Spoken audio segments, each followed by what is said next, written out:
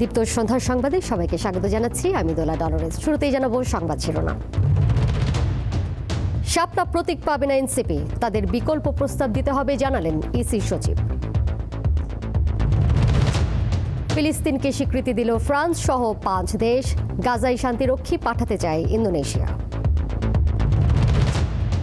Asia কাপে আজ super 4-এ মুখোমুখি পাকিস্তান শ্রীলঙ্কা, ম্যাচ রাত 8:30টায়।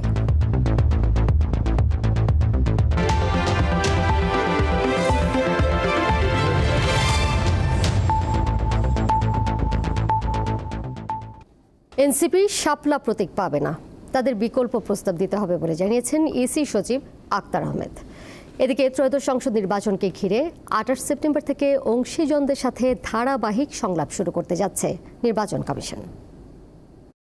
শাপলার বিষয়ে এনসিপি ছাড় দিচ্ছে না এবং এনসিপি শাপলাতেই ইনসিস্ট থাকবে বা কনফার্ম থাকবে। এনসিপি শাপলা ছাড়া অন্য প্রতীক নেবে না। দলটির মুখ্য সমন্বয়ক নাসিরউদ্দিন পাটোয়ারি তার দলের এমন অনর অবস্থা তুলে ধরে বক্তব্য দেওয়ার একদিন পরই নির্বাচন কমিশন সচিব আক্তার আহমেদ জানান, আইন মন্ত্রণালয় থেকে অনুমোদন পাওয়া ইসির 115 প্রতীক তালিকায় শাপলা নেই। এই কারণে এনসিপির শাপলা প্রতীক পাওয়ার সুযোগ নেই। তালিকায় শাপলা প্রতীক নেই। এখন ব্যাপার হচ্ছে যে এটার ওনাদেরকে বিকল্প একটা প্রস্তাব আমাদের কাছে পাঠাতে হবে। প্রতীক যেটা আছে সে প্রতীকের ভিতর থেকে একটা নিতে হবে। সে প্রতীকে যদি শাপলা প্রতীক না থাকে তাহলে দেওয়ার সুযোগটা কোথায়? মঙ্গলবার রাজধানীর আগারগাঁও নির্বাচন ভবনে সংবাদ সম্মেলনে আক্তার আহমেদ আরও জানান, আসন্ন সংসদ নির্বাচন ঘিরে বিভিন্ন কর্মপরিকল্পনা নিয়ে এগুচ্ছে ইসি। এরই মধ্যে আইন মন্ত্রণালয়ের অনুমোদন পেয়েছে নির্বাচন পরিচালনা বিধিমালা সংশোধন, রাজনৈতিক দলের প্রতীক, রাজনৈতিক দল ও প্রার্থীর আচরণ বিধিমালা। তিনি জানান, আগামী রবিবার থেকে সুশীল সমাজের প্রতিনিধি, জুলাই যোদ্ধা সহ বিভিন্ন অংশীজনদের সাথে ধারাবাহিক সংলাপ শুরু করতে যাচ্ছে নির্বাচন কমিশন। নির্বাচন সুষ্ঠু করতে তাদের পরামর্শ ও লিখিত মতামত চাইবে ইসি। কমিশন সিদ্ধান্ত নিয়েছেন যে 28 তারিখ থেকে করা হবে এবং একটু গ্যাপ দিয়ে করতে হবে, কারণ হচ্ছে যে ছুটির দিন আছে, পূজার ব্যাপার আছে, এই সমস্ত কাজে আমরা ওই শিডিউলটা করে নিই। তবে 28 তারিখ থেকে আমরা শুরু করব। রাজনৈতিক দলের নিবন্ধনের নথি পর্যালোচনা চূড়ান্ত পর্যায়ে আছে বলেও জানান ইসি সচিব। যখনই এটা চূড়ান্ত হবে আমি আপনাদেরকে জানিয়ে দেব। শিউলি শবনম, দীপ্ত সংবাদ, ঢাকা। টঙ্গীতে কেমিক্যাল গুদামে অগ্নিকাণ্ডে দগ্ধ ফায়ার সার্ভিস কর্মী শামীম আহমেদ মারা গেছেন। বিকেল 3টার দিকে জাতীয় বার্নোপ্লাস্টিক সার্জারি ইনস্টিটিউটে চিকিৎসাধীন অবস্থায় তার মৃত্যু হয়। গতকাল বিকেলে টঙ্গী সাহারা মার্কেটের সেমি পাকা টিন শেড গুদামে আগুন লাগলে নিয়ন্ত্রণের সময় বিস্ফোরণে ফায়ার সার্ভিসের 4 সদস্য সহ 5 জন দগ্ধ হন। এদিকে সকালে জাতীয় বার্ন ইনস্টিটিউটে গিয়ে স্বরাষ্ট্র উপদেষ্টা জানান, আহতদের চিকিৎসায় যে কোনো ধরনের সহযোগিতা লাগলে সরকার তা দেবে। চিকিৎসায় কোনো অবহেলা হবে না বলেও নিশ্চিত করেন তিনি।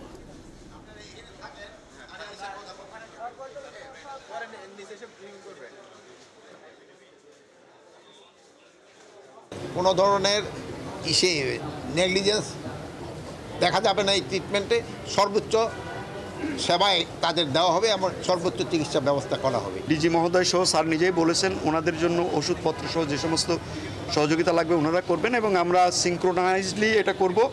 আশা করি ওনাদের জন্য আমরা আমাদের লেভেল থেকে সর্বোচ্চ চেষ্টা সবসময় থাকবে।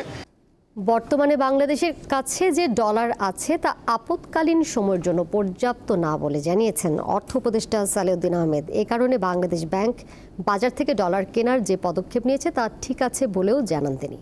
দুপুরে সচিবালয়ে মন্ত্রিপরিষদ বিভাগের সম্মেলন কক্ষে সরকারি ক্রয় সংক্রান্ত উপদেষ্টা পরিষদ কমিটি ও অর্থনৈতিক বিষয়ক সংক্রান্ত উপদেষ্টা পরিষদ কমিটির বৈঠক শেষে সাংবাদিকদের তিনি কথা বলেন।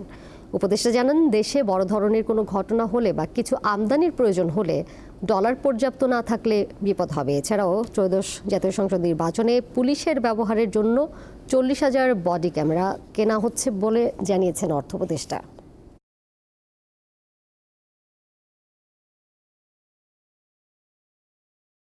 প্রাইসটা যদি স্টেবল না রাখি, এটা will give a bad signal to আর যারা রেমিট করে।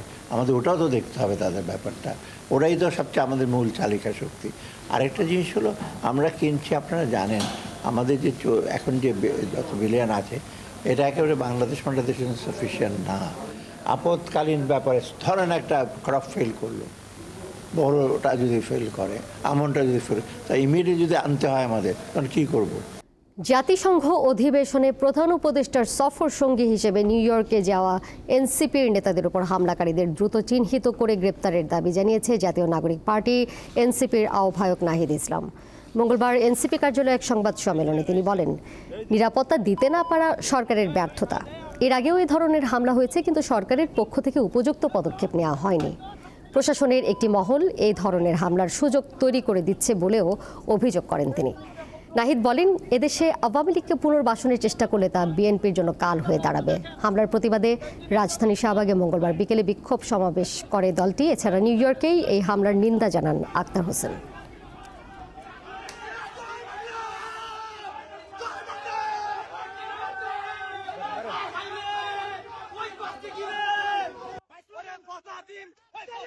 কারো ভাঙ্গা ডিমে আমাদের কিছু যায় আসে না, বরং এই ঘটনার মধ্য দিয়ে আবারও প্রমাণিত হয়েছে যে আওয়ামী লীগ একটি সন্ত্রাসী সংগঠন। আওয়ামী লীগ যে জন্মগতভাবে এবং প্রকৃতিগতভাবে সন্ত্রাসী সংগঠন, তারা সন্ত্রাস করবে। তারা বাংলাদেশের মানুষ, যারা স্বাধীনতাকামী আছে, বাংলাদেশপন্থী মানুষেরা আছেন, যারা জুলাই অভ্যুত্থানের পক্ষে শক্তি আছেন, তাদের উপরে তারা হামলে করবে। এটাতে আমরা আর অবাক হই না। এই ঘটনাগুলোর সাথে প্রশাসনের বিভিন্ন কর্মকর্তা জড়িত, ভিতর থেকে এই ইনফরমেশন গুলো লিক করা হয় এবং পররাষ্ট্র মন্ত্রণালয় থেকে নিরাপত্তা প্রদানের যে ধরনের ব্যবস্থা নেওয়া হয়েছিল, সেই ব্যবস্থাগুলো যথাযথ ছিল না বলেই গতকালের ঘটনা ঘটতে পেরেছিল। তাহলে আমরা এই নিন্দা এবং প্রতিবাদ জানাচ্ছি। জুলাই আন্দোলন দমনে সাবেক ডিএমপি কমিশনার অধীনস্থ পুলিশকে সর্বোচ্চ বল প্রয়োগ ও গুলির নির্দেশ দিয়েছেন। 17 জুলাই হাবিবুর রহমানের ওয়্যারলেসের এই বার্তা ডিএমপি সংশ্লিষ্ট সকল ইউনিটে পৌঁছে দেওয়া হয়। শেখ হাসিনার মামলার সাক্ষী ডিএমপির wireless operator ASI Kamrul Hasan তার জবানবন্দিতে আজ এই তথ্য দিয়েছেন।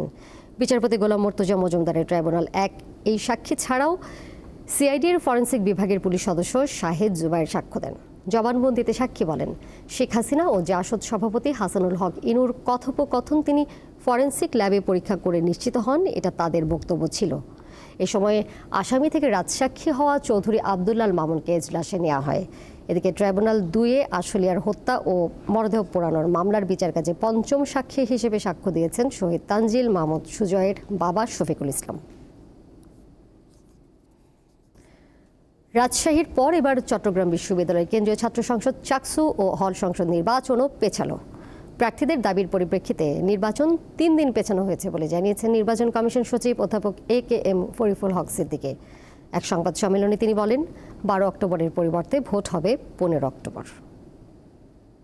রাজশাহী বিশ্ববিদ্যালয়ে পোষ্য কোটা ইস্যুকে কেন্দ্র করে শিক্ষক লাঞ্ছনার অভিযোগ তুলে তৃতীয় দিনের মতো শিক্ষক, কর্মকর্তা ও কর্মচারীদের ডাকা কমপ্লিট শাটডাউন চলছে। ফলে স্থবির হয়ে পড়েছে পুরো ক্যাম্পাস।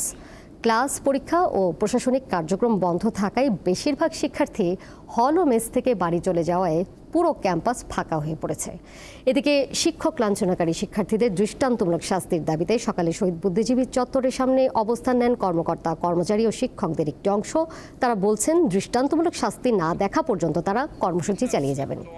এদিকে রাকসু নির্বাচনের আগে শিক্ষক, কর্মকর্তা ও কর্মচারীদের ডাকা কমপ্লিট শাটডাউনের কারণে ক্যাম্পাস স্থবির হয়ে পড়ায় রাকসু নির্বাচন 25 সেপ্টেম্বর থেকে পিছিয়ে হবে 16 অক্টোবর। এই যে ছাত্র নামধারী যে সকল সন্ত্রাসী, এদের তো আসলে ছাত্র পরিচয় হতে পারে না। 20 তারিখে রাজশাহী বিশ্ববিদ্যালয়ে যে অপ্রীতিকর ঘটনা ঘটেছে, আমরা প্রথমেই তার তীব্র নিন্দা জানাচ্ছি। এই সুষ্ঠু তদন্তের মাধ্যমে বিচার, আমাদের শাটডাউন তো উঠে দেবে। শাটডাউন তো কোনো ঘটনা না, আমরা সেবা দিতে আসছি, আমরা সেবা দেবো। শ্রমিকদের ন্যায্য বেতন সহ একাধিক দাবিতে দ্বিতীয় দিনের মতো চাঁপাইনবাবগঞ্জ, নাটোর ও রাজশাহী থেকে ঢাকা, চট্টগ্রাম ও কক্সবাজার রুটের বাস চলাচল বন্ধ রয়েছে, তবে অভ্যন্তরীণ রুটের লোকাল বাস চলাচল করছে। শ্রমিকদের দাবি পূরণ নিয়ে বাস মালিকদের থেকে এখনও সুনির্দিষ্ট ঘোষণা না আসায় বাস চলাচল বন্ধ রেখেছেন চালক, সুপারভাইজার ও হেলপাররা। গতকাল থেকে চাঁপাইনবাবগঞ্জ, রাজশাহী ও নাটোর থেকে ঢাকা, চট্টগ্রাম ও কক্সবাজার রুটের বাস চলাচল বন্ধ আছে। এতে বিপাকে পড়েছেন যাত্রীরা। এবারে গাজা প্রসঙ্গ।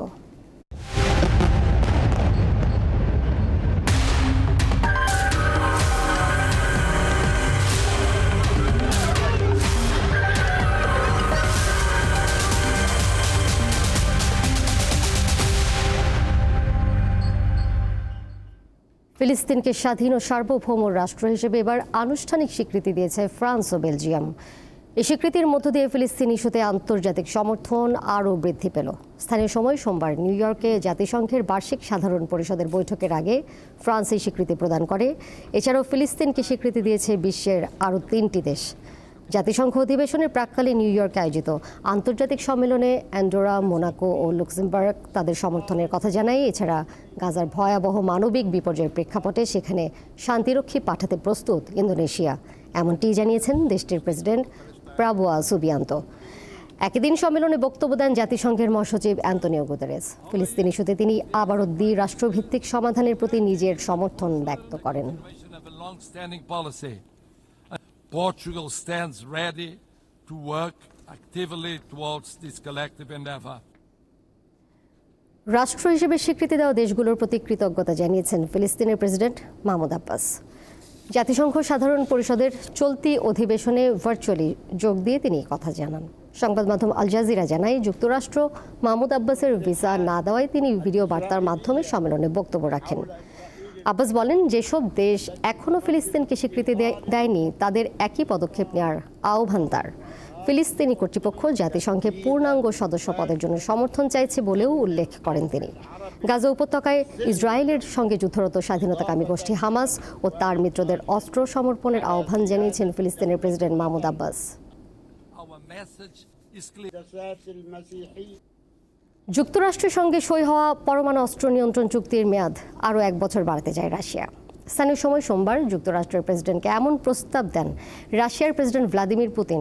অস্ত্রের সংখ্যা সীমিত রাখতে 2010 সালে নিউ স্টার্ট চুক্তিতে স্বাক্ষর করে 2 দেশ। এই চুক্তির মেয়াদ আগামী ফেব্রুয়ারিতে শেষ হওয়ার কথা। তার আগেই পুতিনের পক্ষ থেকে এমন প্রস্তাব এলো। তিনি জানান, এই প্রস্তাব বৈশ্বিক পারমাণবিক অস্ত্র বিস্তার রোধের স্বার্থে এবং ওয়াশিংটনের সঙ্গে অস্ত্র নিয়ন্ত্রণ নিয়ে আলোচনার সূচনা করতে সহায়তা করতে পারে।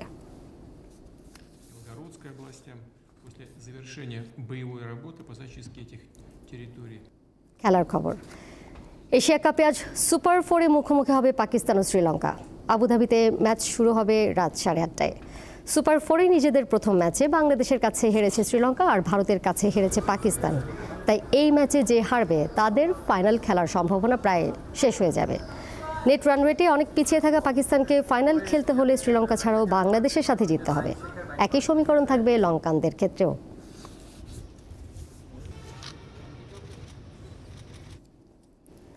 এশিয়া কাপের সুপার 4-এর পরের ম্যাচে ভারতের বিপক্ষে মাঠে নামবে বাংলাদেশ। সেই ম্যাচের আগে অনুশীলনে চোট পেয়েছেন লিটন দাস।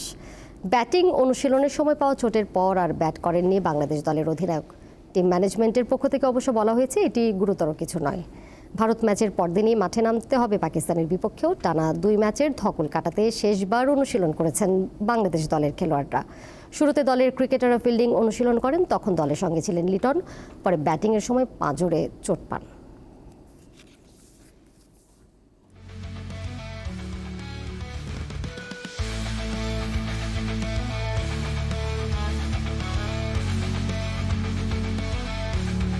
এর সাথে শেষ করব সন্ধ্যার সংবাদ। যাবার আগে শিরোনামগুলো জানিয়ে দিব আরও একবার। সবটা প্রতীক পাবে না এনসিপি, তাদের বিকল্প প্রস্তাব দিতে হবে জানালেন ইসি সচিব। ফিলিস্তিনকে স্বীকৃতি দিল ফ্রান্স সহ 5 দেশ। গাজায় শান্তিরক্ষী পাঠাতে চায় ইন্দোনেশিয়া। এশিয়া কাপে আজ সুপার 4-এ মুখোমুখি পাকিস্তান শ্রীলঙ্কা, ম্যাচ রাত 8:30টায়।